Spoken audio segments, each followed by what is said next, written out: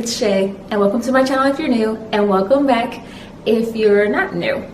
So for today's video, as you can see by the title, I'm going to be talking about the history of anime, or pretty much how anime got started. This is because last week I made a video talking about anime documentaries and some things that maybe us as fans would like to see included in an anime documentary that a lot of documentaries that have so far came out have missed.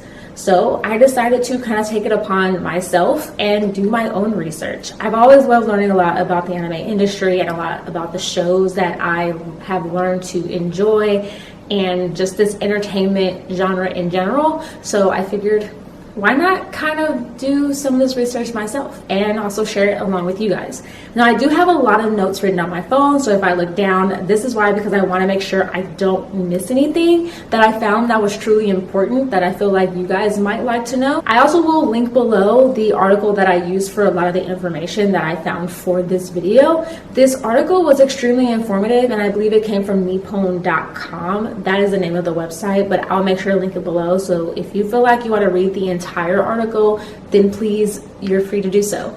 Also, I want to let you know that for this video, I'm only covering the start of anime from 1917 to about 1945. And that's mostly because after that, it started getting to like Toei animation, and I really want to talk about how anime got started before anime companies basically existed. So let's get started with this video. So Japan actually started producing anime in 1917, and this was around the age of silent films. They used an animation technique that consisted of drawing cutouts that were based on animation shorts from both France and from the US. Now, these films, or these shorts, were originally called manga films, and they were much more costlier to produce than the Western animation, and they were also overshadowed by Disney films. So what really helped, though, these anime films or these manga films stand out was that they were used for a lot of public relations and for like political publicity campaigns. But in 1923, this all changed after the Great Kanto earthquake, and that pretty much destroyed a lot of the industry itself, and they kind of had to rebuild themselves. Besides the Great Kanto earthquake, the anime industry also struggled to be innovative or to adapt to innovations, such as talkies in 1929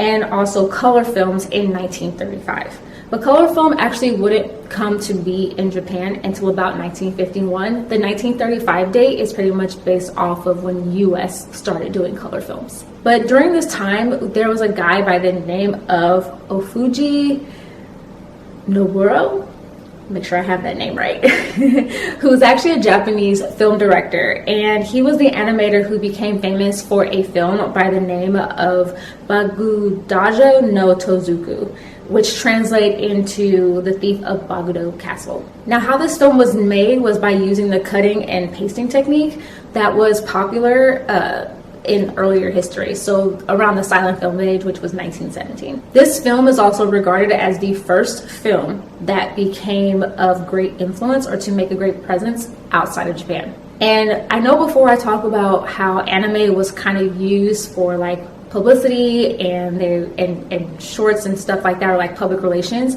and an anime that was a great example of this was used in a propaganda light, and this was a film called Momotaro Ume no Shinpei, which actually translated into Momotaro's Divine Sea Warriors.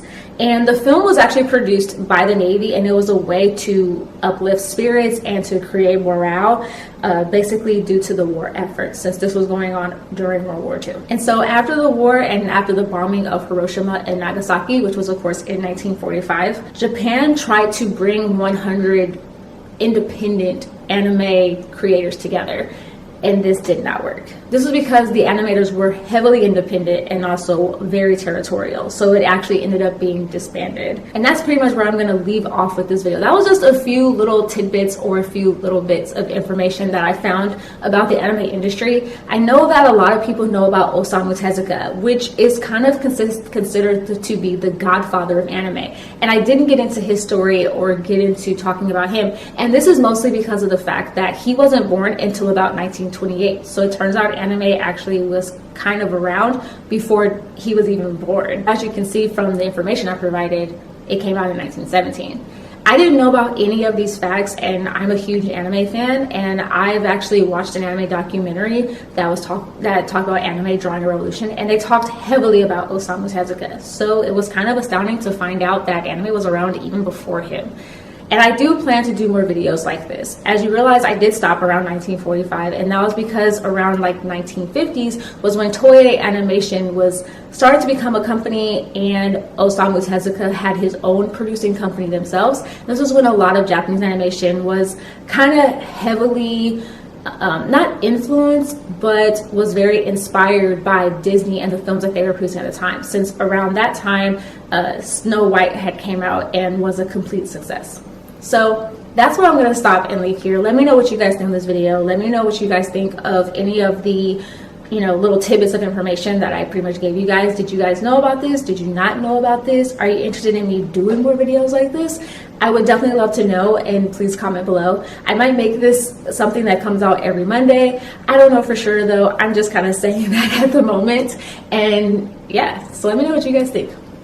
Of course, like always, I will have links down below to all my social media accounts. I have an Instagram, I have a Twitter, and I also have a blog as well, so please check me out on there. And if you do enjoy my videos, please give this video a thumbs up, and please subscribe if you haven't already. And like I always tell you guys, stay positive, stay nerdy, and during this climate, stay healthy.